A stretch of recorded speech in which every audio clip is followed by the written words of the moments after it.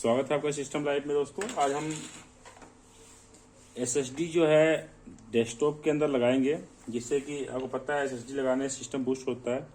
और इसके अंदर ऑलरेडी SATA लगी हुई है।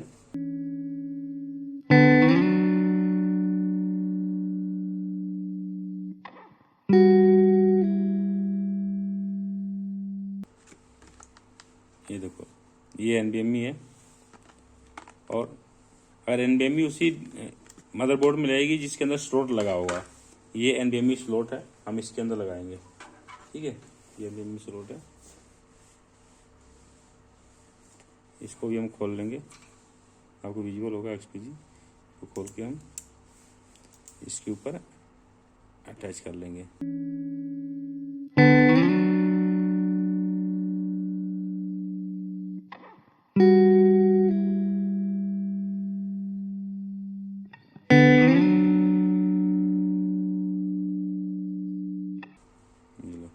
लगा ला, ये बन गई अब बूस्टिंग मशीन।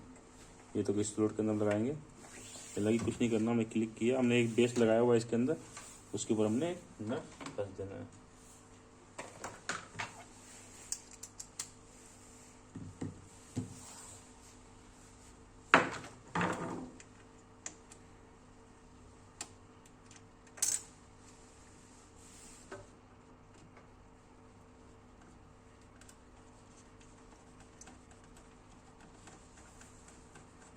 ये इसको कस देंगे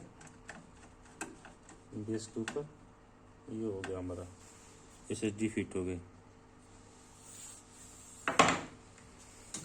इसको हम बंद कर लेंगे ऐसे।